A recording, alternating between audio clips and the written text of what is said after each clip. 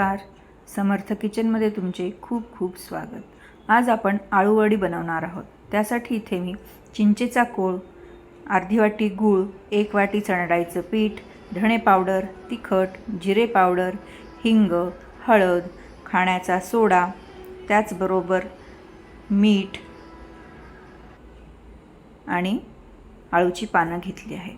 इथे मी एका बाउलमध्ये आता गूळ, त्यामध्येच चिंचेचा कोळ, 1 चमचा तिखट चवीनुसार वापरायचा आहे, अर्धा चमचा हिंग, अर्धा चमचा हळद, अर्धा चमचा जिरे पावडर, 1.5 चमचा धणे पावडर,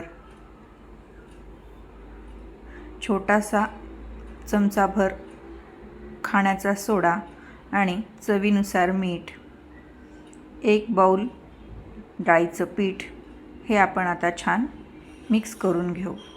मिक्स करताना आपला गूळही विरघळला पाहिजे आणि हे पीठ छान घट्ट झालं पाहिजे. हे जास्त घट्टही नाही आणि जास्त पातळही होता कामा नये. यात एकही गुठळी राहता कामा नये.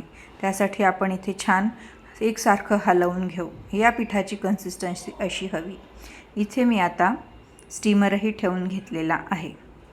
आता आळूचं पान आपल्याला उलटं करून त्यावर एक लाटणं फिरवून घ्यायचं आहे आणि हे केलेलं सारण एकसारखं आपल्याला लावून घ्यायचं आहे. आळूची पानं ही 2 प्रकारची असतात, एक छोटी आणि एक मोठी. मोठी पानं ही आळूवडीसाठी वापरली जातात, छोटी पानं असतात ती भाजीसाठी वापरली जातात. हे पान आपल्याला एक उलटं बाजूनी आणि एक सुलटं असं ठेवून घ्यायचं आहे. प्रत्येक पानाला छान सारण पूर्ण लावून घ्यायचं आहे. जेवढं सारण आपण छान लावू तेवढी आपली वडी छान होते. आता आपल्याला ह्या पानाच्या 4ही बाजू फोल्ड करून घ्यायच्या आहेत. ह्या अशा प्रकारे दोन्ही कडा आत घ्यायच्या आणि इकडच्या साईडच्याही दोन्ही कडा आत घ्यायच्या.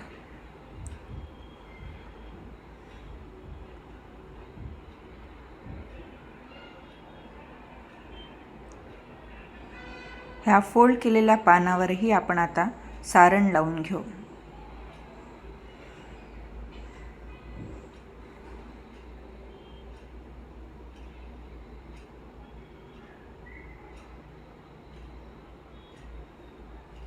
सारण छान लावलं की आपली वडीही छान होते आणि घट्ट ती फोल्डही छान बसतो.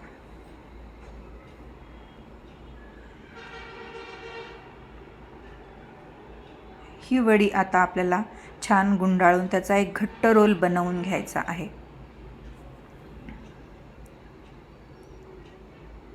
रोल घट्ट बनल्यावर त्यावर वरूनही सारण लावून ती स्टीमरमध्ये ठेवून द्यायची आहे. 30 मिनिटानंतर आता आपण बघू, आपली वडी ही तयार झालेली आहे.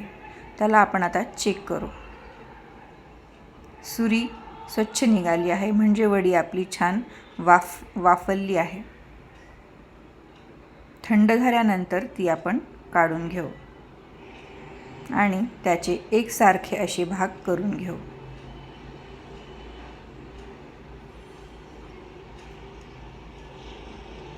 तुम्ही बघू शकता लेयर किती छान आलेल्या आहेत.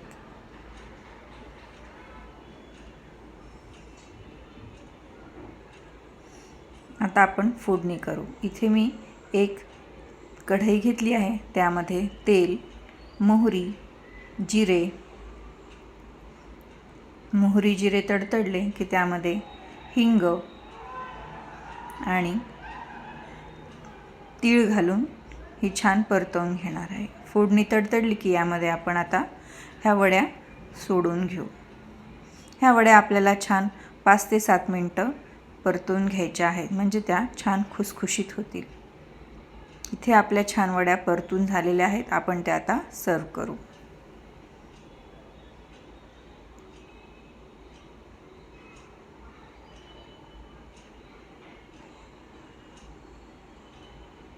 ही रेसिपी तुम्हाला कशी वाटली ते मला कळवा. धन्यवाद.